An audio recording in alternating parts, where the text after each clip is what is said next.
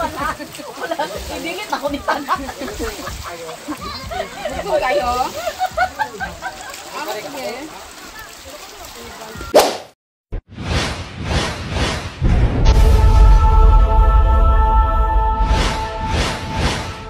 Morning.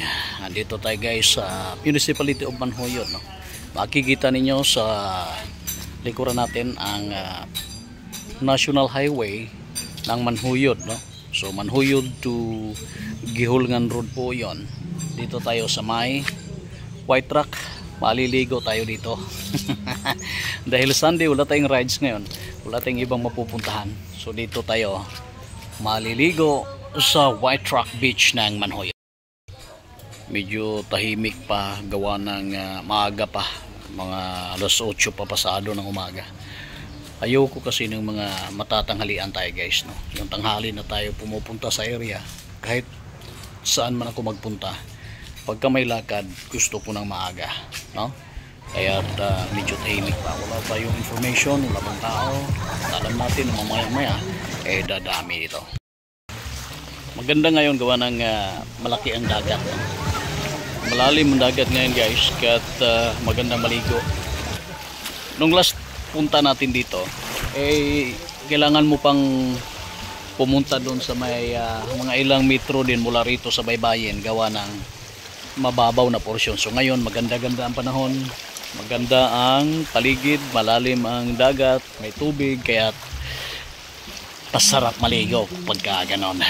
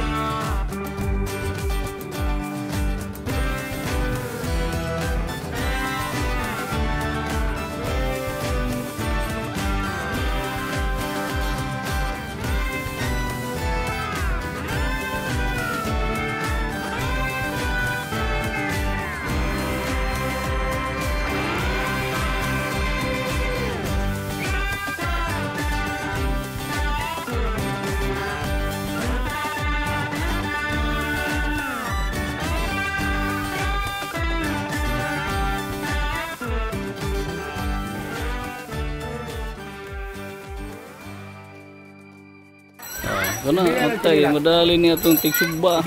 Managisda luto na tanan. Una ka. Ani ang paabot ni ko padiya. Oh. Ya payo sa gakaon nagkamuti. Iyahang dinala. Abi gani ganang nagpabugo kanina. Iyang dinala iyara pong kaon. Guys, ko ni cancel ta ne? Guys, oh guys. Oh, di madali ning bodybuilder oh. Ng mga bodybuilder di madali. Oh. Nanay tubig daghan? Di na magproblema mag tubig. Ayo hayas.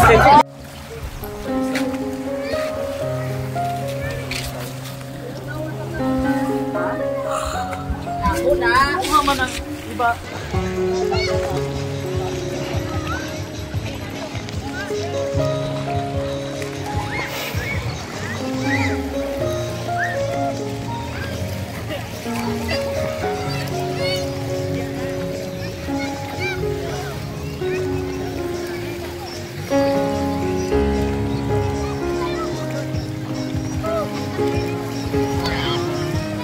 Langoy cool. Ha?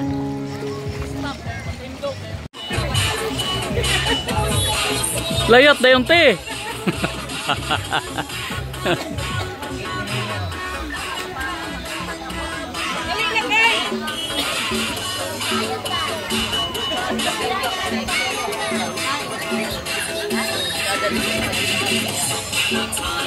Yes.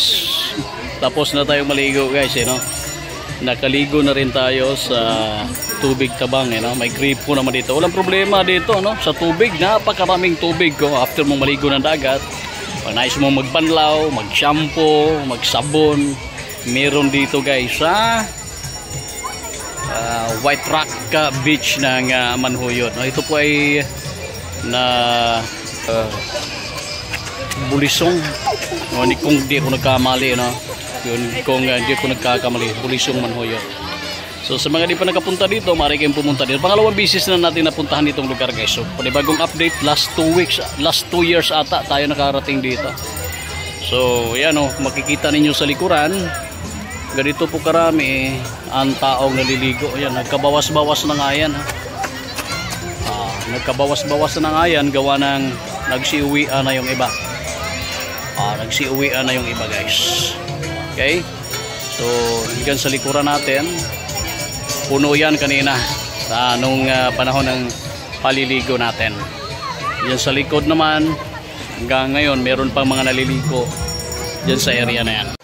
So ayan, kung makikita ninyo, hanggang ngayon meron pa.